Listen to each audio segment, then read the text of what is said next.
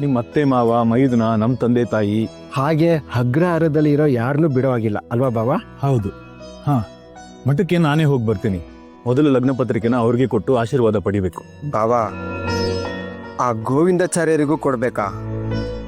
ಅವ್ರು ಯಾವಾಗ್ಲೂ ಗಜೇಂದ್ರಾಚಾರ್ಯರೊಂದಿಗೆ ಸೇರ್ಕೊಂಡು ನಮ್ ವಿರುದ್ಧ ಪಿತೂರಿ ಮಾಡ್ತಾನೆ ಇರ್ತಾರೆ. ಶುಭ ಕಾರ್ಯದಲ್ಲಿ ಯಾರ ಮೇಲೂ ಹಗೆ ಸಾಧಿಸಬಾರ್ದು ಗುರುರಾಜ. ಅವರು ಇವಾಗಲೂ ಮಠದ ಉಸ್ತುವಾರಿಯೇ. ವೆಂಕಟನಾಥ ಕೆಲಸ ಮಾಡೋದಲ್ಲಿಯೇ. ಅವರಿಗೆ ಪತ್ರಿಕಾ ಕೊಡಲಿಲ್ಲ ಅಂದರೆ ಅವರು ಕಿರುಕುಳ ಕೊಡೋಕೆ ಶುರು ಮಾಡ್ತಾರೆ. ಅದರಿಂದ ವೆಂಕಟನಾಥನಿಗೆ ತೊಂದರೆ. ಹಾಗಾಗಿ ಅವರ ಹೆಸರು ಪಟ್ಟಿಯಲ್ಲಿರಲಿ. ಬಾವಾ, ಅಣ್ಣ, ನಾನು ಹೊರಡ್ತಾ ಇದ್ದೀನಿ. ನಾಳೆ ಅಥವಾ ನಾಳಿದ್ದು ಬರ್ತೀನಿ. ನೀನ್ ಹೊಡ್ತಾ ಇರೋದು ಶಾರದಾ ಚಿಕ್ಕಮ್ಮನವ್ರ ಮನೆಗ ಅಥವಾ ಮರ್ತಲ್ಲಿ ನಿನ್ ಬಗ್ಗೆ ಏನಾನ ಮಾತಾಡ್ಕೋತಾರಲ್ಲ ಅಲ್ಲಿಗ? ಅದನ್ನ ಹೇಳೋ ಹಾಗಿಲ್ಲ ಅಣ್ಣ. ಸಮಯ ಬಂದಾಗ ನಿಮಗೆ ಗೊತ್ತಾಗತ್ತೆ.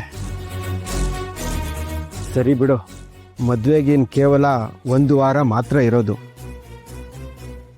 ಮನೇಲಿ ದೇವರ ಸಮಾರಾಧನೆ, ನಾಂದಿ, ಜೌಲಿ ತರದೆಲ್ಲ ಆಗ್ಬೇಕಾಗಿದೆ ಅಪ್ಪ. ಎಲ್ಲವೂ ಆಗತ್ತೆ ಅಣ್ಣ. ನೀವು ತುಂಬಾ ತಲೆ ಕೆಡಿಸ್ಕೊಳ್ಳೋ ಅವಶ್ಯಕತೆ ಇಲ್ಲ. ತಂದೆ ಇಲ್ಲದ ಮನೆ, ಹಿರಿ ಮಗುನ ಜವಾಬ್ದಾರಿ ಏನು ಅಂತ ನಿಂಗೆ ಹೇಗೆ ಅರ್ಥ ಆಗ್ಬೇಕು? ಹೋಗ್ಲಿ, ಶಾರದಾ ಚಿಕ್ಕಮ್ಮ ಅವ್ರು ಹೇಳಿದ್ರಲ್ಲ, ಏನೋ ಚಿಕ್ಕಪ್ಪನ ಭೇಟಿ ಆದರೆ ಅವರೆಲ್ಲವನ್ನೂ ಮಾಡ್ತಾರೆ ಅಂತ. ತಪ್ಪದೆ ಅವ್ರನ್ನ ಭೇಟಿಯಾಗು. ಅವ್ರು ಹೇಳಿರೋದು ಸುಳ್ಳೋ ನಿಜನೋ ನೋಡೋಣ.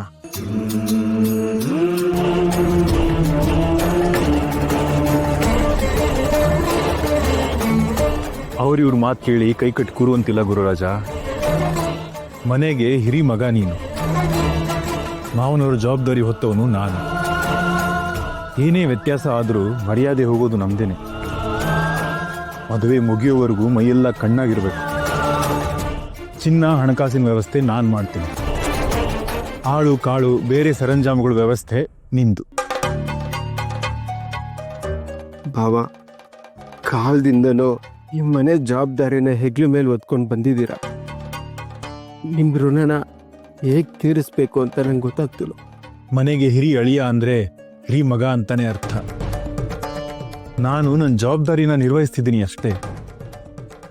ಇದರಲ್ಲಿ ಹೆಚ್ಚುಗಾರಿಕೆ ಏನೂ ಇಲ್ಲ ಅಪ್ಪ. ಅಳಿಯ ಅಂದರೆ ಆ ಮನೆಗೆ ಅವನು ಒಬ್ಬ ಸದಸ್ಯ. ಆ ಮನೆ ಕಷ್ಟ ಸುಖಗಳಲ್ಲಿ ಹೆಗಲಾಗಬೇಕಾಗಿದ್ದು ಅವನ ಕರ್ತವ್ಯ.